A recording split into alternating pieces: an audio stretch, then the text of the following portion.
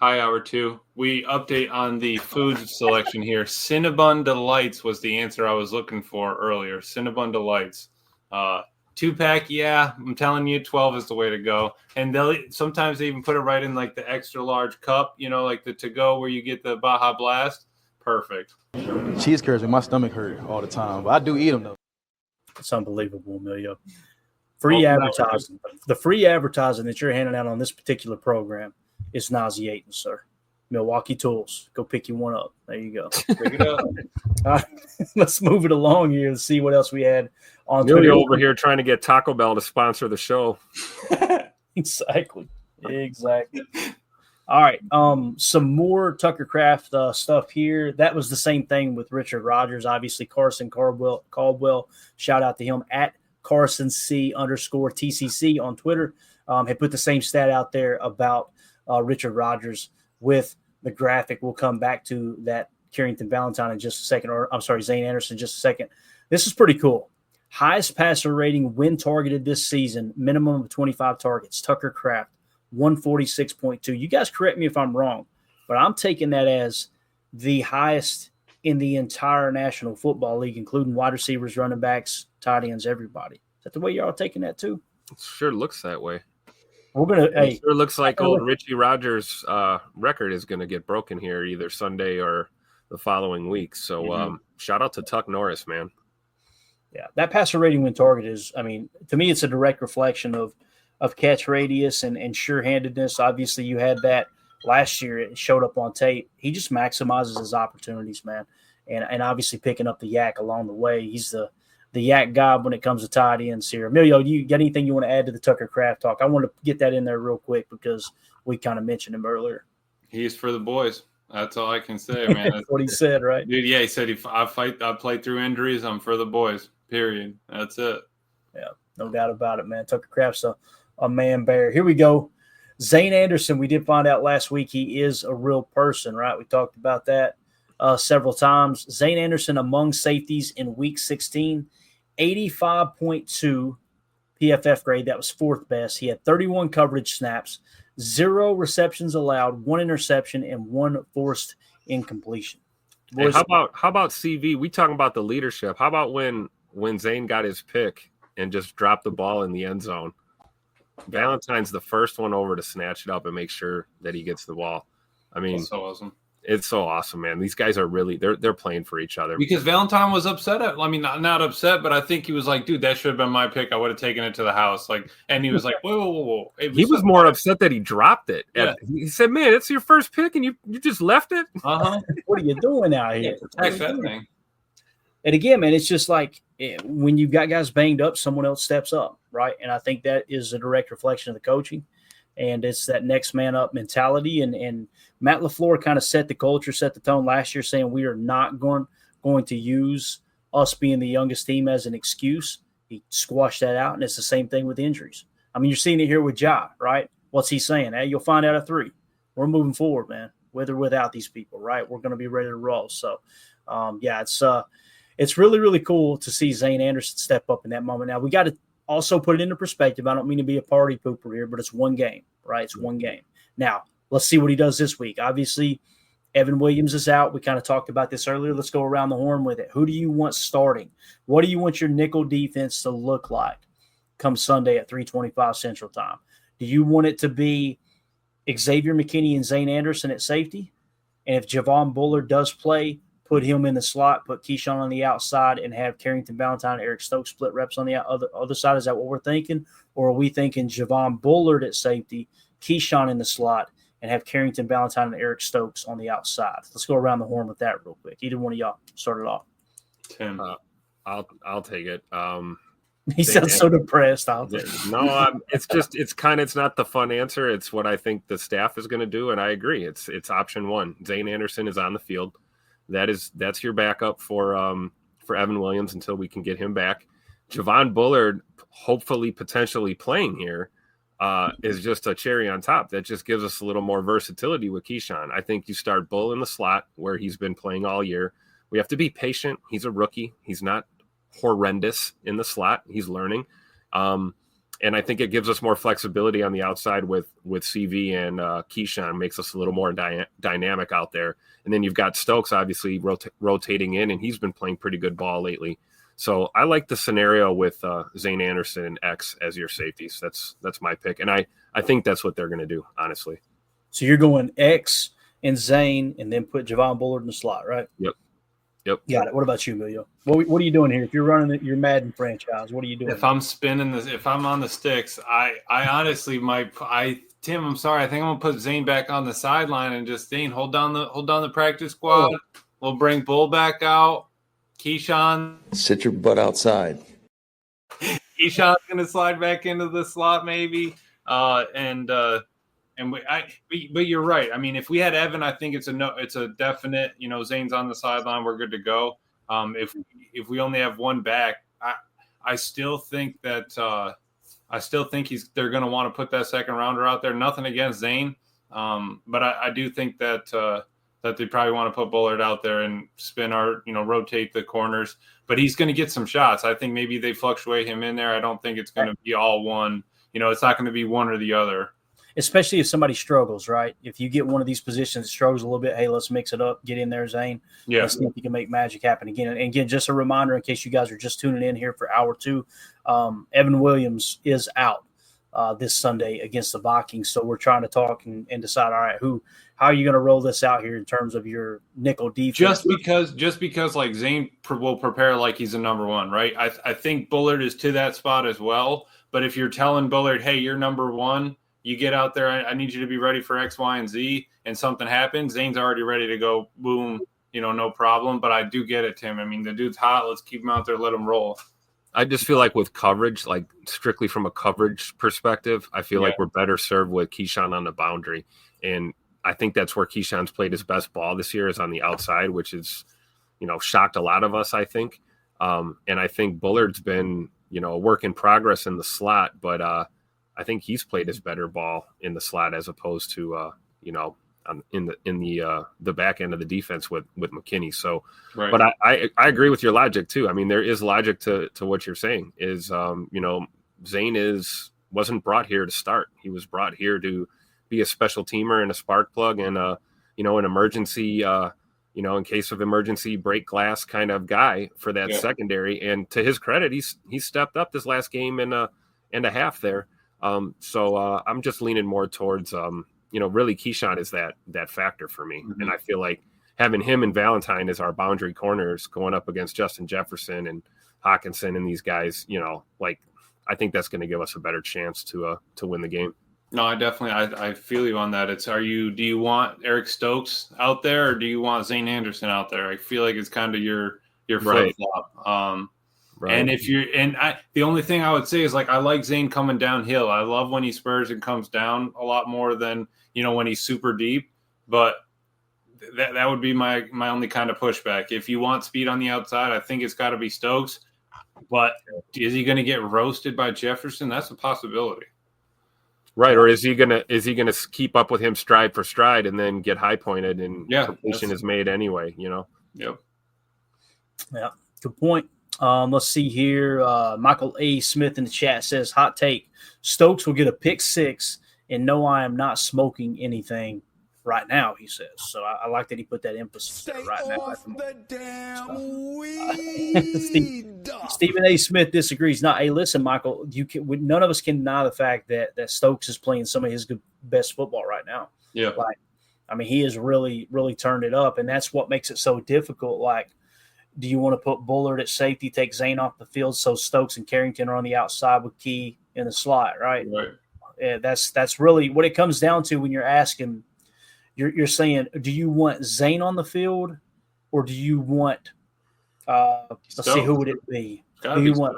Zayne or Stokes? It would be. Well, it just depends because you got that rotation, right? I feel like they like Valentine a little bit more, though. I don't know. You're right. See, I'm glad you said that because I think I've been talking myself into that they like him more, but they really don't. You know what I mean?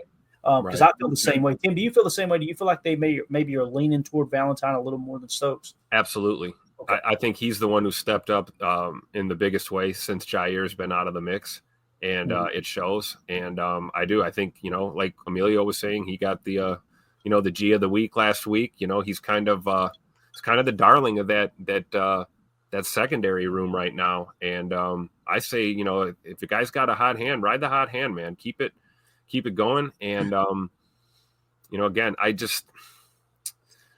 don't want to dog Stokes because I think Stokes has been playing certainly his best football of the season. He's been playing the last 2 to 3 weeks for sure.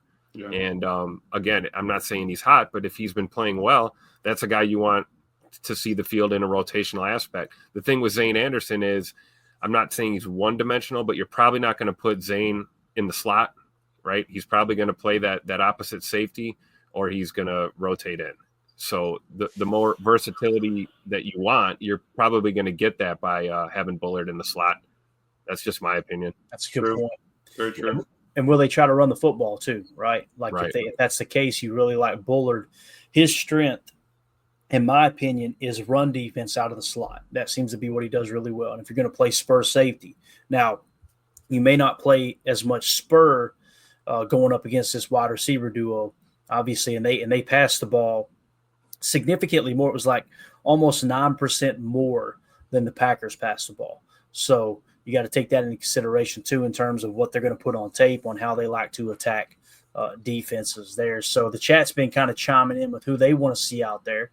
Let's see what everybody's saying. Let me filter through these real quick. I know we had a few. Milltown Corey, Zayne had a lot of picks in training camp, so let him cook while he's doing well. So he's saying keep Zayne on the field. And really what this comes down to, do you want Zayne on the field or Stokes on the field, right? We're agreeing on that. So that's really what it comes down to here. Michael A. Smith says, I think they will all rotate all in. There'll definitely be a rotation. There is every week, right? Mm-hmm. We're talking about kind of predominantly who's going to be on the field. CJN says, real question on here. We just held a crappy NFL team to the first 0-point game. Why change up the defense? I think that's a real question too, man. Like, I got an easy answer. What is it? What you got? We have a player coming back. That's why we change it up. We've got Javon Bullard's available, and you can play him at that safety, or you can play him down in the slot. You can't do that with Zayne Anderson. You don't really want to move X. Keyshawn could move to the slot, but then again, we talk about the Stokes factor. Then you're going to have Stokes on the opposite boundary. Mm-hmm. So I think that, because I'm with CJN, like, we just shut a team out. Why change it up? Absolutely. Well, it's like we're getting another dog back, and he's got to see the field. Second round pick. Yeah, he's got to see the field. So I think that's why you're looking at switching things up a little bit. There you go. Ron Sample says Bullard should probably play safety, so he likes Bullard at safety this week. Okay. What Ron's saying. I love it. Raider McCready comes in and says that I missed the Cox talk. So A-Fan's in here somewhere. There's plenty there. Just DM A-Fan. He'll take care of that for you, I promise. Let's see. Ron Sample also said earlier in the chat, Vikings might be surprised how violent this team is playing now. It is a much different defense now, man. Both on offense, we're breaking out the belt to ass, right? Let's go. About that. But on defense, this man right here is got this defense playing a lot different right now, man. He has just been an absolute blast to play. Did you listen to Jeff Hafley's presser, Emilio? Did you get a chance to listen to it? I did. Yeah, yesterday's. Did he say something about winning defensive player of the week twice in Edgerrin Cooper? Did he mention that? Dude. Yeah, What did he say that? Because I heard someone mention it in passing. Hafley almost like stiff armed the guy. Basically, I'm trying to remember, but I feel like the dude was kind of asking, like, Cooper, he's done well. How good do you think he is? This sort of thing. This, and that. Hafley basically hit him with he's been, player of the week 2 times in the NFC this year. So I'd say he's doing. That's it. He was asking him, is there any way you can get Cooper more involved? Like, can we get him doing more things? Can we get him, doing this, and that? He's like, dude, the dude's been, he's been, you got a turnover. He's been player of the week twice. He's gotten a sack. He's gotten tackles. He's led the team in tackles. Like, I don't know how much more I can get the kid involved. Like, dude's already playing 30, 40 snaps in his first year. He gave him that look, didn't he? That's exactly what he's like. You tell me, what else can I do? Give him you want me to give him the dot, this, and that, so he's got everything on his plate? Let him do what he's doing now. Are we happy with his performance? That's a great point, man. And I think I could be wrong, but I think it was Spoon that he was talking to. I think it was Spoon, yeah. And listen, he kind of dunked on him. Hafley kind of dunked on him. I'll be honest. And that's kind of odd too, because you could tell that the front office and the coaching staff really respects Spoon. But again, I love that Hafley went that route, though, man. Like, hey, what else? Yeah. What else does he need to do? You tell me what I should do, right? Right. You know? This dude is literally becoming one of the best linebackers in the entire National Football League, right in front of everybody's eyes. Like, what do you mean we need to use him more? And I think people get hung up on the whole green dot thing. I just don't see it as that big of a deal, right? And listen, the defense responded pretty damn well to Eric Wilson wearing that green dot. Quay Walker's out again this week, right? Yep. So let's roll it out there again. If we're gonna blitz, I mean, who do you want? I'd rather see them fire, Zay McDuffie on a blitz or Eric Wilson on a blitz, and let Coop be our cover guy in the middle. I think he gives us the most athleticism, speed, quickness. He's got high FBI, especially for a rookie. He's got a pick already this year. Like that's the guy you want playing some of that catch man or that touch spy, those kind of looks. And maybe you send the big dogs on some of those linebacker blitzes. Yeah, for sure. And again, you got to take into consideration too the specific matchup this week. Darnold is damn good against the blitz, right? So show some of those double A gap mugs and mix in that cover 6, cover 7, cover 9, and try to confuse Darnold. See if you can get a pick or two out of him. He'll give you an opportunity to pick the pass off, and there's no two ways about it. But in terms of who you're going to blitz, Tim, I want to see this guy hitting the A gap, right? Yeah, man. You know what I'm saying? You're talking about two gapping, Emilio. Look at that. Yeah, I mean you're filling a hole. I mean, dude can play nose tackle in a 3-4, no problem. Why does his torso look like it's shrugging and frowning at me? It does. It looks like a fake. You know what's crazy is if you slid the nipples down one row, you couldn't even tell. Yeah, you know what I mean, it would fit perfect. Right. That's a 6-pack, Clay. I mean, that's 1, 2, 3. That's more than a 6-pack. That might be a case of beer right there. That's a keg right there, man. It's a 6-pack with a black hole right in the middle there. You know what I'm saying? It's until what's hiding in that thing. I don't know. I'm not a doctor. Or am I? And I would not want to be that doctor, if you know what I mean. So let's keep this thing moving here. CJN. Dude looks like a guy I went to school with, and I'm not kidding either. Hey, CJN, see if it's him. Get him on the show, man. Get him on the show. We got to make it happen, all right? Now he's just going to try to find the guy and pay him to come on the show. Right. Right. So here's what we pointed out with the line moving. Obviously, with the injury report, man, it shot way down there. So we're now 1.5-point underdogs in this game. I know Tim just kind of rolls his eyes at that, and I can understand that. I really can. But you got to mention what the market's doing for sure. And I think we're all caught up on Twitter. We are. So there you go. Now, our loyal listener, Robert, always sends us the official of the week. We have that information now. Tim, are you ready for this? Dun, dun, dun, dun. All right. So your official this week is none other than no, it's not the Cinnamon Delights. What the hell's wrong with that, Emilio? Block his access. Get him off here. Get him out of the control. Get him out of here. Get him out of here. It is Mr. Carl Schaefer's. All right. Now, I like this guy. And I'll tell you why I like this guy. He looks like a man that just wants to get home early, right? We don't need to throw a bunch of flags. Just get the hell out of here. And, boys, let me tell you, that is how he officiates. If you look here and we adjust by average flags per game, all right, the leaderboard is Cleet Blakeman throwing the most flags per game, his crew. Then you got Craig Rolstad, Sean Hockey, Alex Kemp, Ron Torbert, is now down to 5th on the list. So, hey, Ronnie. You know what we need to do every week? We need to do every year at the end of the season, we need to do the PTA Official of the Year award. I like it. Oh, and it just by default goes to the guy who threw the fewest flags. All right, that's what that needs to be. And in this case, guys, as we climb on down this list, dead last is Carl Schaefer's. Wow. So his crew has thrown the least amount of flags, averaging, I believe, 11.1 flags per game. Now, keep in mind, last time, penalty yardage, Minnesota benefited on 68 penalty yards as we benefited on 55. So this is one of those games that the Packers it was just flag central, right, for the Packers. So if you were to minimize that aspect of this game where we mentioned there were 4 defensive penalties on one drive, which led to a touchdown that gave Minnesota a 14-0 lead, that's another thing on top of the Jordan Love big throw percentage, down the field, and Minnesota giving up those big passing plays, that you kind of take all this stuff and put it into one pot and you go, you know what, boys, we might have a decent chance to to pull out an upset up there in Minnesota, man. So it. Carl Schaefer's, Tim, he's the man of the hour. What do you think about it, bro?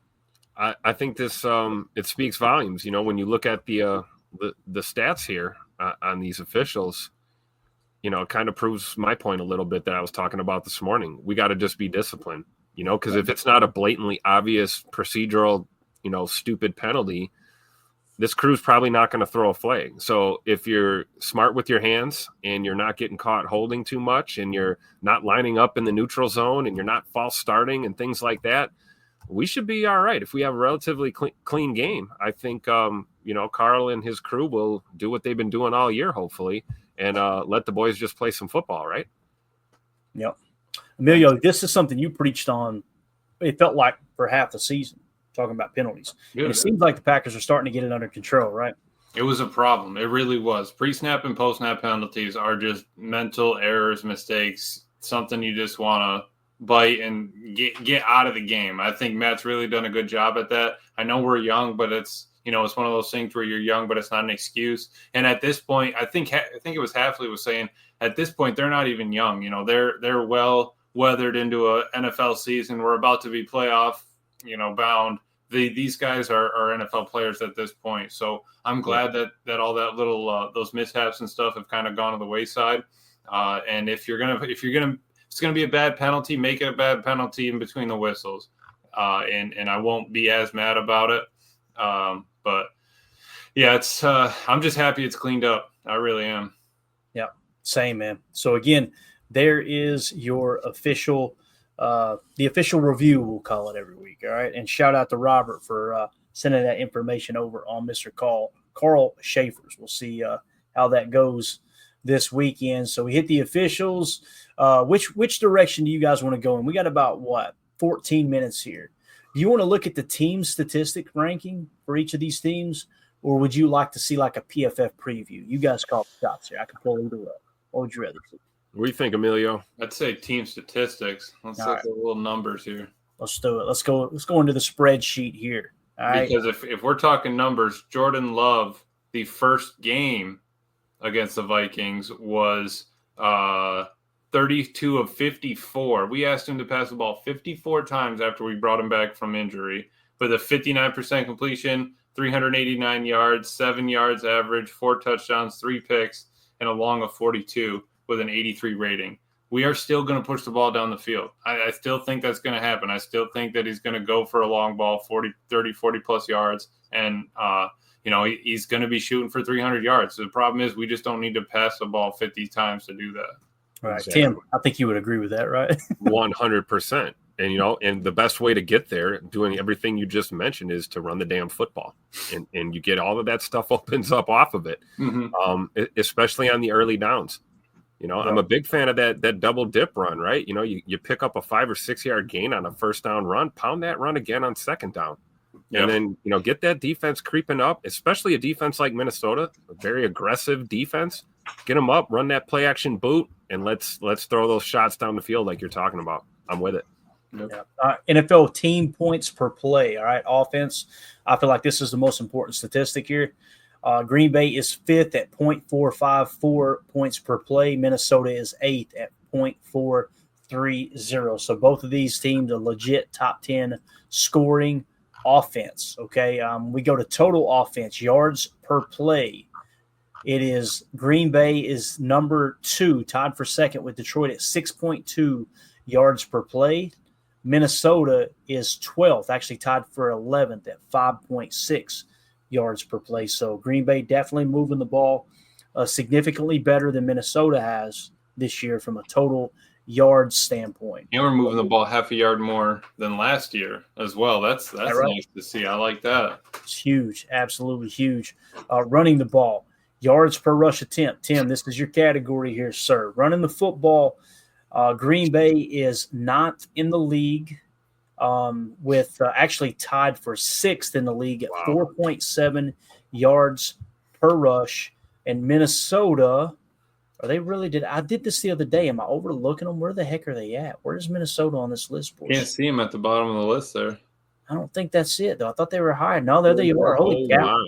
27th at 40 yards per carry. You want to know why they're throwing the ball about 8% more than us?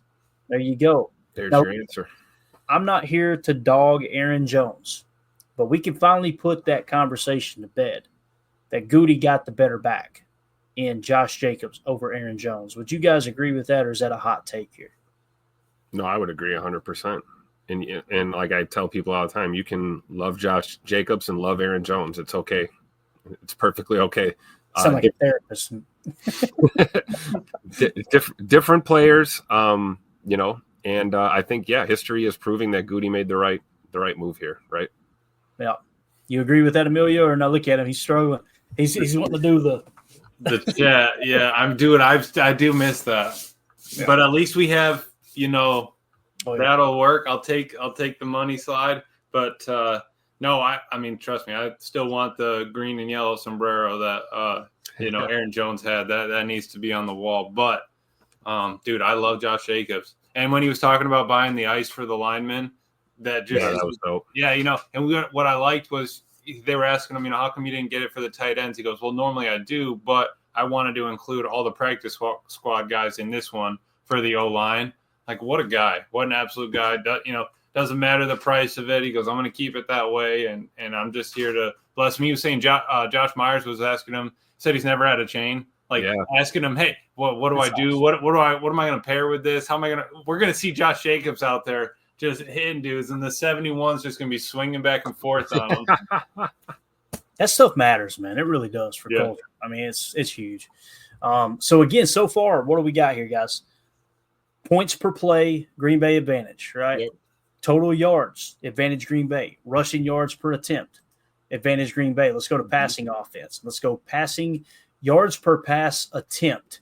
Green Bay is third in the league at 8.4 yards per attempt. Minnesota right behind them, fourth at 8.4. So neck and neck right there when it comes to the passing offense. Also, look at how much we hum that thing when we're away. 9.6 yards per attempt when we're away. That's a big factor. I'm glad you brought that up because Matt LaFleur's notorious for that, right? Yeah. And then I would fully expect a shot play early in this game, first possession. Yep. And also, again, just back to last year, we've gotten a yard better at that too. The fact that we're increasing incrementally, from year to year, Matt LaFleur is still showing improvement across the team is awesome. Yeah. Yep. And again, the fact that Minnesota at home, 8.5 yards per pass attempt. Mm-hmm. Green Bay jumps to 9.6 on the road, like Emilio's saying. We got to say this is another advantage to Green Bay. A little bit closer, obviously, than the other team, right? But I'm not mad if our run is going to be all away games. You know what I mean? Like, I'm not mad that our offense does better away. They know that they're going to have to play away. They know that that's what it's going to be. Just got to accept it and move on. Yep. Yeah. So, I mean, listen, I don't want to sound like a homer here, and you guys tell me if I'm wrong here. And I'm really, you guys, hopefully anyone who's hearing my voice, I really try to be objective. I try to look at the Packers like I'm not going to be a fanboy. I'm not just going to say, oh, they're great at this, they're great at that, we're going to win. I really do try to look at it like remove your fandom for a second and try to see this game for what it is. But when it comes to offense versus offense here, and I know the offense are going to play the opposing team's defense. I got you. I understand how football works. But when you just statistically look at how good is their offense compared to our offense, Green Bay's got the edge, do they not? Sure, it looks that way. Yeah. And again, there's some people go, oh, we played crap teams. Well, according to PFF strength of schedule, we had the fourth toughest schedule this year. Minnesota has like the 22nd or something crazy. So, yep. It is what it is. Let's move on to defense, shall we? Yes. All right. Opponent points per play allowed. All right. And obviously the low number of wins here. This is where Minnesota has a slight advantage. Screenshot this for Jacob. Yeah, exactly. They are second. Minnesota's second at 0.289 points per play allowed. Green Bay is fifth at 0.316 points per play allowed. So both of them a legit top five defense. And if people are going, what did you mean by that comment, Tim? You can see it on the ticker from time to time. We like to put it up there.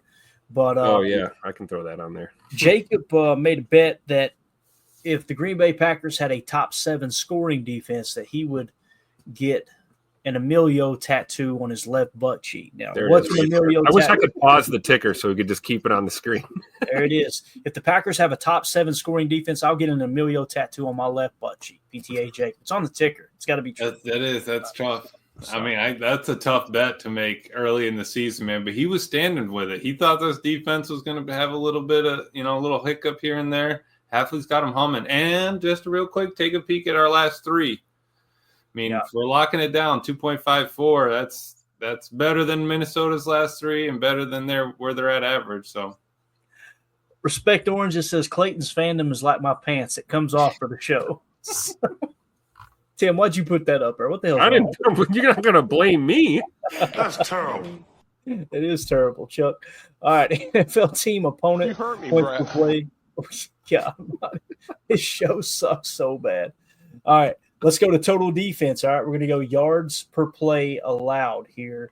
Obviously, low number wins again. Looky here, boys. Green Bay, 5.2. They are 6th in the league at 5.2 yards per play allowed. Minnesota is 11th at 5.3. Now, listen, that is a really top margin, right? That's what she said. That's where, let's be real here. You're splitting hairs at this point, but Green Bay advantage there. Right, but look to the column to the right, Clayton, and in the last 3, Green Bay is at 4.3, Minnesota at 5.9. That's a big difference, boys. Now we're not splitting any hairs. Now you got to cut it off. Now you just got to chop the hair off, man. That thing's gone. Easy there, Emilio. This is a family show. What the hell's wrong with you? Calm down, all right? Oh, Hardy the Prophet, been a member for 3 months now. Appreciate you, buddy. He says, I'd like to see Zayne in the slot for his instincts alone, but he has to play. Here's the thing about that interception, he was kind of playing that slot look a little bit, wasn't he? He buzzed down into the box, was kind of playing spur, curl, flat responsibilities. And typically when you run a normal cover 3 defense, that nickel is going to play curl flat. So I don't think you're too far off base there, Hardy. I really don't. And I don't think it's as simple as let's just put him in the slot. I think that Hafley likes to put these guys in a position to just do what they're doing, do what they do comfortably. And again, you can have a very, very, very similar look with Zayne playing spur that would look very similar to playing slot, meaning the safety that's just playing in the box, of course. But appreciate you being a member, buddy. All right, so, man, this is huge here, though, opponent yards per play. I'm glad you pointed that out the last 3 games, Emilio. That's huge. Yep. Let's go to rushing defense now. Opponent yards per rush allowed. This is where they're kind of thriving. Minnesota 3.9. They are 2nd in the league. Green Bay is sitting at 4.1. They are 4th. So Minnesota got a really, really stout run defense. Tim, I know we're screaming run the ball. If we just looked at the statistics strictly, it kind of suggests you should pass the ball, right? But that could be a trap. That could be a trap, man. Yeah, and I like to deal with things head on, right? Game's not played on the stat sheet; it's played on the field. Let's run the ball at him. Josh Jacobs been running through people's faces all year. Mm-hmm. I am not afraid of this Minnesota defense, especially after the last time we played this team and we basically crapped the bed for an entire half of football and then still got back into the game. So I'm not intimidated. They are a really good football team, but I'm not going to let them win on reputation. I say we attack to set up the pass. Attack on the ground to set up the pass. I'm not saying run the ball all day, every day. This is not. We've seen game plans like that, right? Earlier this season, right, when Jordan was hurt. I'm not saying do that. I think we just need to find that happy marriage between the pass and the run game. And in all honesty, I have the utmost confidence that Matt LaFleur is going to be in his bag again, and he's going to call a balanced game. We're probably going to run the ball a little bit more than we throw it. That's all I think is going to happen. Yeah. Emilio, how you feel about it? Yeah, if I see Matt LaFleur answer the phone, I know it's Tim calling him to tell him to run the dang ball. And if not, it's Greg Rice, okay? And I'm going to call him from this phone right here. Look at that. Thank you. We got a direct line to Matty Ice. Direct line. I don't even have to dial.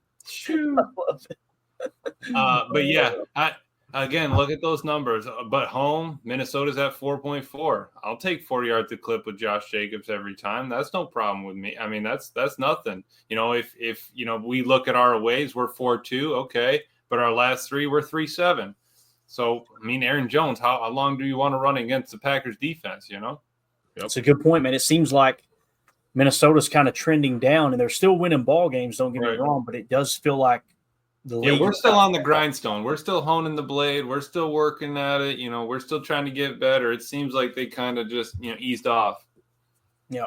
R.E. Ironminer says our O-line will beat them. Run the ball, smash them in the mouth, open up the pass game. So we now see Tim, his burner account is R.E. Ironminer. So we got that under control. All right, let's move on to passing defense real quick. Let's go passing defense. Opponent yards per pass attempt. Low number wins again. Green Bay sitting in the number 9 spot, tied for 9th at 6.4 yards per pass attempt allowed. Minnesota is 13th or tied for 12th at 6.5. So pretty neck and neck, but the slight edge to the Packers in that regard with passing defense. So very interesting there, seeing that their running game hasn't been as effective, right? With what they average 4 yards a carry as a team on the year. So if they do have to press into the pass, they're kind of playing into one of the strengths of Green Bay's defense. There's no doubt about that.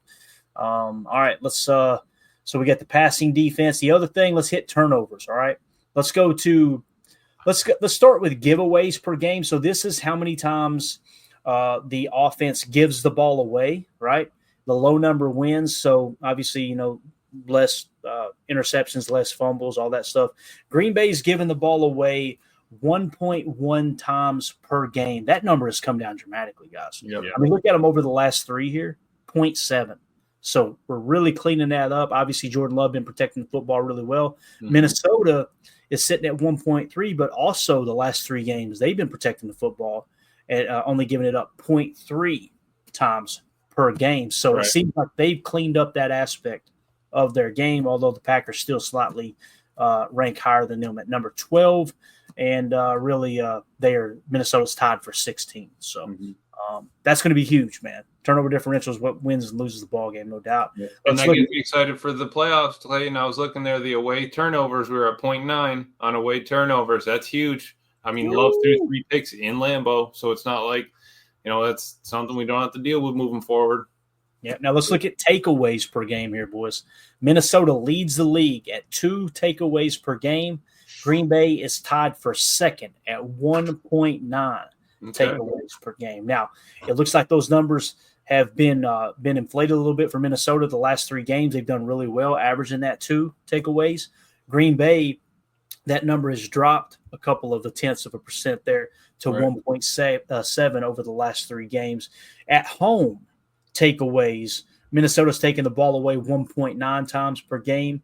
And on the road, Green Bay's taking it away 1.9. What you're probably going to end up with, there's a good chance you're going to end up with an even slate turnover differential in this game. Kind of feels that way. That's something to watch in the middle 8. Where are we going to be at turnover-wise? Yep. Absolutely. Definitely. Tim, you got anything else to add here to the defense and the takeaways before we kind of wrap this thing up, man? Yeah, I mean, I hope we're +2 on Sunday. It's been a while since we've seen a McKinney pick, and looking at this Minnesota offense, there's going to be opportunities. Maybe Zayne gets another one. You never know. We could get another Zayne Anderson pick. Who knows? But we've got to be in the plus category in the turnover differential. We just have to against this team playing in their building. And I don't care what anyone says. Oh, if we drop this game, it's not going to ruin our season. We're still a playoff team. I want the 5 seed, boys. I want as close as I can possibly get to potentially having a playoff game at Lambeau this year would be nice, not just because I have access to tickets to it, but it would have to exist for me to go. So I want them to win out, man. I say we take care of the Vikings on Sunday. We take care of those little kids from Chicago at the end of the year, and we get it done, going to the playoffs strong, right? And see, this is how we go over every time. You done mentioned it, so I want to look. What has to happen for us to get the 5 seed? I imagine Minnesota has got to lose out, and we got to win out. Is that pretty much it, right? That's right. These last 2 games. So I'm not going to put it on the screen. I think we need other help though, too, right? Don't we need let's see. We need a Washington loss also. Let's say that Minnesota loses to Detroit, and we win our last 2 games. We're the 5 seed. That's all. That's all that needs to happen. There's no one else who can jump us for the 5 seed. So it's us and Minnesota. So it would take Minnesota losing their last 2 games and Green Bay winning their last 2 games. Obviously, So would you rather go to Philly than rather than the Lions? I mean, if you're a 6 seed and win, you're going to the Lions rather than let's look at this. your 5th seed going to the Eagles. Well, I can pull up the ticker again. Ooh, I've said it before, and I'll say it again. I'll play the Eagles on the damn moon. That's I so don't care. true. Let's go. Here's how it looks right now, and I've already put in place here us beating Minnesota, and then Minnesota losing to the Lions, and us beating the Bears. Which, guys, that's very realistic. That is very realistic. And Dan Campbell has pretty much all but said he's playing to win every game, right? Yeah, we know that. He's not sitting anybody. Yeah, so the difference there, let's just kind of look at it. If we're the 5 seed, we're going to Atlanta to play the 4 seed, right? And Minnesota would have to go to L.A. and play the 3 seed Rams. That's not far, Clayton. Oh my God. I'm about to spend some money if this pull. And those are easy tickets to get, boys. Let me tell you, those Atlanta folks, they down there in the underground shaking their rump. You know what I mean? They could care less about going to a football game most of the time. You can pick those up real easy on the streets. But so I mean, that's what it's going to take. If you beat Minnesota, Minnesota's back's against the wall. Now, Let me ask you this question. We're way over, I know, but you guys brought it up, and Tim, this is your fault. Okay, we're blaming you tonight. It's all right. Who would you rather play? And I know it doesn't matter. I get that. You know, you're in the playoffs. That's all that matters. If you could choose, would you rather go to L.A. and play the Rams, or would you rather go to Atlanta and play the Falcons? I want to say my gut's telling me Atlanta, but there's also a strong part of me that feels like, man, we have really owned McVay and the Rams these last few meetings. And I feel like Matty really, really schemes up well against the Rams. And I don't know. I guess it's a tough one. I'll go with Atlanta just because, like you said, it's not far from you guys. Maybe you can get to a playoff game. I'll go with the Falcons. Yeah, for me, I want to play Atlanta. And not just because we might be able to go to the game. I'm being serious. Like, it's L.A. Rams, when we played them last, they did not have Puka Nacua. That's a totally different team now. Honestly, the Rams scared me a little bit. Like, not crazy, but it's like, all right, you got to at least watch out for the Rams. Yeah, and sooner or later, McVay's got to win one against us. Yeah, you know, it's just the kind of the law of averages there.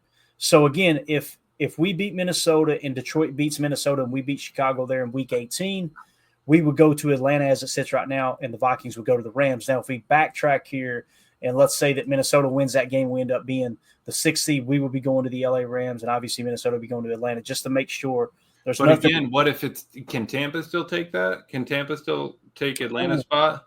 That's a great question. Let's do that. Let's say Tampa wins. Oh, yeah. Now, let's say that Washington beats Atlanta, right? Yep. And then in Week 18, we beat the Bears. Let's say that let's say that Tampa wins there too, just to kind of ensure it, right? Mm-hmm. And let's say that Carolina somehow beats Atlanta and just drops them out. So, yeah, there's a chance that Tampa could climb up in there. And if that's the case, who would you rather face? Would you rather be the 6th seed and go to L.A., or would you rather be the 5 seed and play Tampa? And listen, when you look at the logo, Tim, you're thinking, give me the Rams. I've been to too many of them damn games. Yeah. Sorry. Nope. I don't want Baker Mayfield. Nope. Not again. He can get hot at any moment, man. Yeah. What do you think, Amelia? Who would you rather face, the Rams or the Bucs, man? That's tough. Looking at the Buccaneers logo, like Tim said, man, I want to stay away from that, but then again, we got to get the monkey off our back, right? You got to. Yeah. I honestly, the demons, man. I think I would rather bite the Buccaneers bullet than play we got McVay's number card. If we're walking that line, I think I would rather bite the Buck bullet. And when we played the Buccaneers there, it was Tom Brady, right? Like Tom Brady in the playoffs. Now, Baker Mayfield beat us last year, though, right? Yeah. So, yeah. Interesting. And the Tampa Bay who beat the Lions earlier in the year. I mean, Tampa Bay gave them their first loss. It's not. I mean, you just know you don't know. I don't know. Either way, you got to beat the guy in front of you. It doesn't matter. You know, like they say, no numbers, names, jerseys, whatever. They're just people in front of you. Yep. Nameless, faceless players, right? Yep. Ron Sample been a member for 7 months. Appreciate you, Ron. He says momentum means something. Win out. Amen to that, buddy. Amen. We'll go rapid fire through the chat and wrap this thing up. We're way over. Raider McCready says, I think this is going to be tough. However, I think we more than handle business by the end. McNuggies, talking about McManus, kicks a 56-plus yard field goal at least once. That would be awesome. That would be absolutely a great conditions indoors to do that. No doubt about it. Raider McCready also said, you're doing a giveaway on Sunday. We are. I'm going to announce that tomorrow. It most likely will be a Dorsey Levens autographed jersey. I'm going to see what we got and give you guys the direct answer tomorrow. CJ, that gives you time to get in Patreon or YouTube. Bingo. Become a member. Thank you for bringing that up. If you guys want to get entered into the contest, you just got to be a YouTube member, right? So if you become a member here on YouTube, that'll put you into the contest. Where we're just going to put everybody's name on a wheel and spin it. And whoever it lands on, that's who wins the prize. We also have our Patreon group. You can scan the QR code in the upper right. That'll send you to patreon.com/PackerFan Total Access. We've got multiple chats in there. All that good stuff. So there's some extra added benefits to being a Patreon member. And we also take those Patreon members and put them on the wheel with the YouTube members and spin it to give it away. So tomorrow, well, like I said, it'll be an autographed jersey for sure. We'll announce exactly which jersey. It'll probably be that Dorsey Levens. I just got to make sure I've still got it.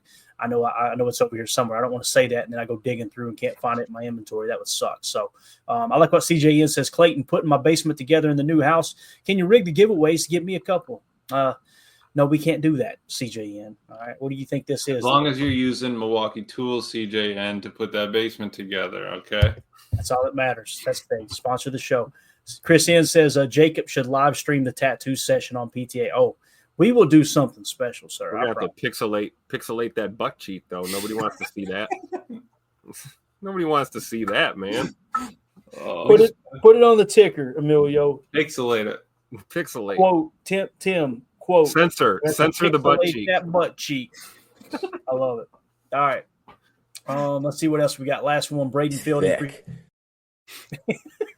Appreciate you swinging through, Braden. He says, what I like most about running often is time of possession, long drives, and be efficient with points on the board. Very good point. And again, if you're going to have long drives, though, you can't stall out in the red zone, right? You got to get those points to cap it off. But that's a great point. Which is something we've gotten better at. We were struggling in the red zone earlier in the year. Yeah. We stopped getting cute down in the red zone, and now we're running the right plays down there now. Yep. I'm glad I'm not the only one that's pissed off about those jet sweeps inside the 5.